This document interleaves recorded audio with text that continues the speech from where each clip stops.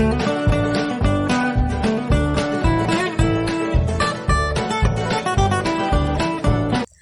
guys! Welcome back to my YouTube channel! And for today's video, ang gagawin ko naman or ibigay ko naman ngayon is yung mga benefits ng pag-enroll nyo sa review center. Hindi naman lahat afford yung review centers, lalo na yung mga top review centers ngayon. Hindi naman lahat is merong pera, pero I suggest pa rin na mag-enroll kayo kahit yung sa mga online review center kasi sobrang worth it naman siya at mas maganda yung nag-invest ka doon kasi alam mong sure. Hindi naman lahat is 100% sure na papasa ka na kasi depende pa rin yun sa'yo kung paano mo aralin yung mga topics and mga lessons na posibleng lumabas sa exam. Enroll kasi sa review center is sobrang nakakatulong siya, as in. Proven naman. Kasi nag-enroll din ako sa review center pero yung pag-enroll ko na yun is not by my own money. Sponsored lang din naman yun. So, thank you very much po sa nag-sponsor nun kasi sobrang hirap din po ng buhay namin. So, yung pag-sponsor ng review center ko is sobrang nakakatulong and worth it naman siya kasi naipasa ko yung board in just one take. So, para naman sa pag-enroll ng review center, ito yung mga bagay na makakatulong sa inyo or yung benefits ng review center. So, number 1 is they know what to review. Kasi alam nila yung posibleng lumabas sa board exam at meron silang guide or meron silang idea na kung ano posibleng lumabas sa next na board exam. Kasi I think pinag-aaralan naman nila yung mga recent or previous board exam. So, may idea sila kung ano posibleng ibabalik ng PRC board at alam nila kung ano yung mga subjects na itatopic or itatouch nila sa pagre-review kasi posibleng yun yung lumabas ngayong bago or yung previous. At least, kasi sa review center, alam nila kung ano yung flow ng study na dapat gawin. At meron silang idea sa mga posibleng board exam. And number 2 is, they have resources of recent exams. Kasi hindi naman lahat ng resources ng mga previous at mga latest exam meron sa internet. So, hindi naman natin basta-basta makukuha lahat yun.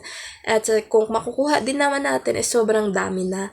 At sobrang nakakabombar ng isipan yun, guys. Kasi sobrang daming batches na lumipas. Sa tingin mo, mapag-aaralan mo lahat yun. Ang hirap din naman kaya nun. So, mapag-aaralan mo yun kung years kang magre-review.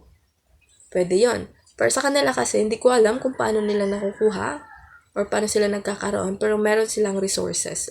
Siguro, napag-aralan na rin naman nila yun ng mga dating takers kasi yung mga lecturers naman ng mga review centers is a combination ng previous and recent passers. So, meron silang bala or meron silang idea or meron silang magbibigay ng information about doon sa previous, latest, and kung ano man ang bago. And the number 3 is, ang pag-study nyo is parang pag-aaral lang din sa school. Kasi nga, kung face-to-face na review center yung pinag-enrollan mo, pupasok ka ng review center, para ka rin lang naman nag-aaral kasi magla-lecture sila and then meron kayong test in a day, depende sa atake ng review center kasi hindi naman lahat ng review center is lecture exam. Kasi yung napasukan kong review center is lecture exam, tapos meron din namang exam before the lecture and then in a week or in a month, meron kayong summative or the next months na naman is another summative. Meron din namang formative test and then bago yung huli, yung final coaching, meron tong final test and then yung pre-board. So, parang ka rin lang naman nag-aaral ulit kasi nga, pag-aaralin mo ulit yung mga inaral mo nung ilang taon, di ba? Para kang baliw.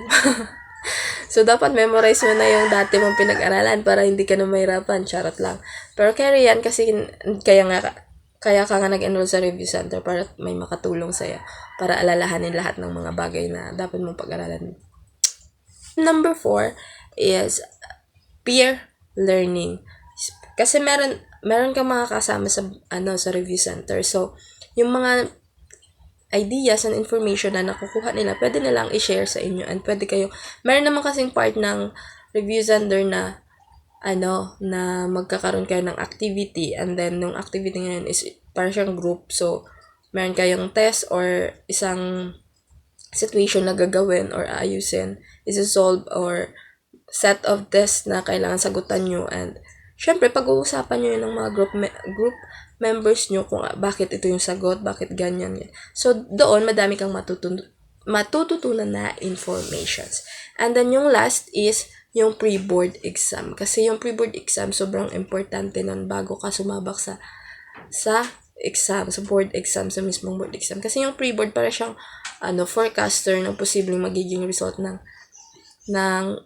board exam mo. Pero hindi naman as in 100% is doon nakarely. Kasi yung pre-board mo, magkaiba naman yung exam nun sa exam na. Yung pre-board exam is iba yung laman nun sa board exam na papel. Kasi, hindi naman nakikita ng review center yung posibleng test paper, di ba? Ay, kung nakita yun, edi lahat tayo pasado agad in just one take.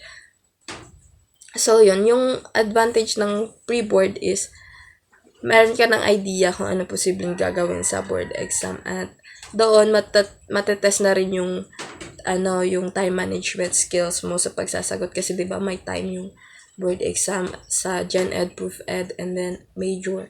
So, meron yung allotted time. So, sa pre-board, matetest ka agad kung gaano ka kabilis yung utak mo mag-absorb ng information and then sagot agad. Kasi nga, sa 150 na yon, kahit yung binigay sa yung 3 hours inihap sa Major na yan, hindi pa rin sapat kapag yung test paper mo is sobrang hirap. Lalo na kapag may solving, oh my God, lalo sa Major namin, 3 hours and a half yung Major mo, pero yung 3 hours, ubos na sa, wala pang 100 items, sa dami na sasagutan mo, sa dami mong isa-solve, tapos hindi mo pa maintindihan yung paragraph. Merong ganyang situation, guys. So, yung pre-board is nandyan para i-help tayo. So, yun lang naman yung 5 na advantage para sa akin na, kasi alam nila yung i-review or posibleng lumabas. Posible lang naman, pero hindi naman sinasabing yun na yun. May mga chances din naman na hindi yun, wala doon yung lumabas. Like, the experience namin, as in, ang dami namin na-review pagdating sa board exam. Nga. Pero, depende pa rin yun sa laman ng utak mo, guys, at kung paano ka mag-isip. So, number 1 is, alam nila kung alin ang i-review or ano yung mga dapat i-review ninyo. Next is, meron silang guide. Sila mag-guide sa iyo kung anong uunahing aaralin ninyo. And then number 3 is, para ka lang nag-school. Number 4 is yung peer learning, yung parang yung natututo ka sa ibang tao, sa mga kaklase mo or kasama mo. And the 5 is yung pre-board. At yung last tip, yung bonus, guys, is yung parang meron additional points. Parang lang naman, hindi naman siya proven na kapag nag-enroll ka ng review center. Kasi meron doon sa pinilapan namin na naka-state talaga kung nag-review center ka or hindi. Tapos, kapag nalagay mo yes, ilalagay mo yung pangalan ng review center. Feeling ko may point yun. Feeling ko lang naman kasi nga, bakit naman nila ilalagay yun doon, diba? Kung nag-review center ka or hindi. So, yun lang. And I hope may matututunan kayo dito sa video na to, guys. So, don't forget to click like and subscribe para sa mga susunod pa YouTube videos. And so that ends my vlog for today, guys. Bye!